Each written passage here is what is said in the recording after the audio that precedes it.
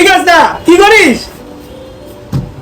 আরে সন্দীপ, অনেকদিন পরে আসলি। আসা আরে বসে বাড়ি অনেকদিন পরে আসলাম। এই সোনা, 2 কাপ চা করে দিও তো।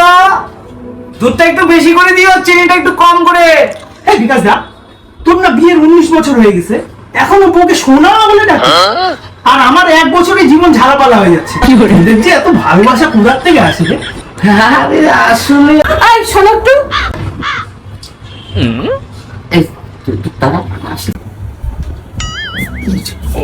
আরে তুমি লোকের সামনে আমাকে সোনা বলে ডাকতেছো কেন? আরে কিছু না, সম্মান নাই নে। বন্ধু হয়তো আমার, কিছু মনে মান সম্মান শেষ করে দিতে। ওই তুই যখন কি বলতে বলতে থেমে গেলি জানো? এই জন্য কি দেখিস?